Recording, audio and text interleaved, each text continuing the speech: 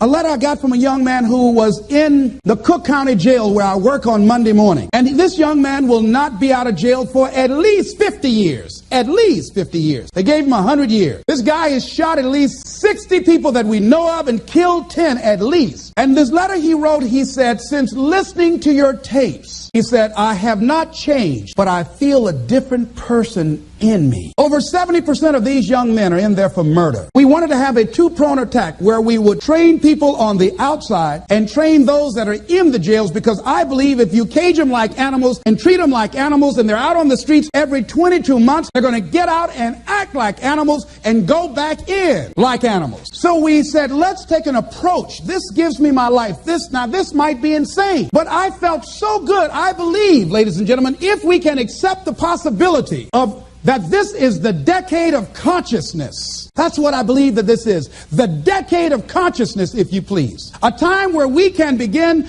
to create in folks' minds the idea, the possibility that we can create a more humane society, the possibility that we can create more love, communication, and understanding in relationships, the possibility that we can create a drug-free America, the possibility that we can create the kind of respect for diversity and difference in our multicultural society, the possibility that we can begin to develop the mindset to bring out the best in people, to encourage them to achieve their greatness and support them in their dreams, that if we can, in this decade of consciousness, to begin to see and envision that happening, and that we all can play a role, that we were born for such a time as this, that we showed up for this, that we survived 1 out of 9 million sperms, and we've been chosen for this great work. What an exciting time to be alive.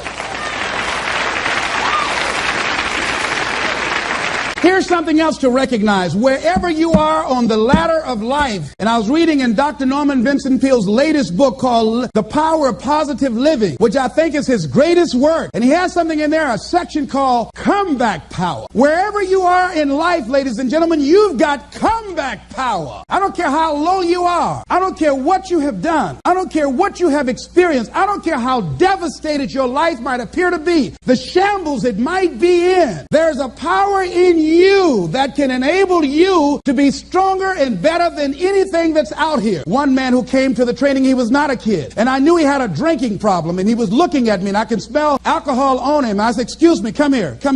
He said, what is it? I said, let me tell you something. I want you to know you've got something in you that's stronger than that poison you're putting in your body. Do you understand me? And he was looking, he was backing up. He said, no. He said, I don't know, man.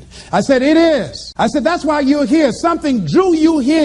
And that which caused you to come, you said you want some help. And you need to be around some people that can help you get in touch with your power, because you know that your life deserves this. See, I think that the reason that we abuse ourselves with drugs and alcohol is that we're trying to numb something in us that's aching us, that's urging us, that's nagging us to do something bigger and better. It can't be because it tastes so good. It can't be because crack feels so good, or cocaine. Is not that simple. That when we are deluding ourselves or polluting our minds, it numbs us where we don't have to face reality, because we don't know what we've got going for us. See, once you discover who you are, the truth of knowing who you are will set you free from ever wanting alcohol, from ever wanting any kind of drug that's going to destroy who you are. Once you begin to know who you are, it will set you free from believing, I can't see myself doing any better. Once you discover this power, the perfect essence of who you are, that's in all of us, that's permeating our being, that enable us to be the directors of our lives, that you truly can live a healthy, happy, prosperous life, and that you can make it in what are called the worst of times. I think it was Robert Schuller. He said, tough times never last,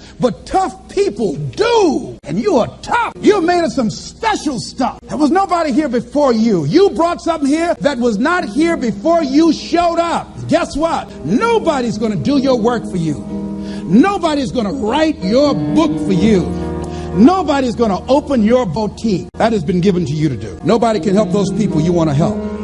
They will only respond to your voice. You were sent here to speak a word that will wake them up. As sure as the word was spoken 2,000 years ago, Lazarus, come forth. You will speak that word and ignite and bring to life many who have entombed themselves in fear and mediocrity and a limited vision and low self-esteem. I hope that you challenge yourself to begin to look within, knowing that you have comeback power, knowing that you came and brought something here that was not here before you came. And whatever that dream is, whatever that great work is, don't let anybody take it from you. Fight for it. I like Mark Hughes of Herbalife. When the FDA attacked them like they did Cambridge, they died. Cambridge died. That young guy went to Washington, D.C. He fought tooth and nail for his dream. That's how you should. Don't you let nobody take your dream from you.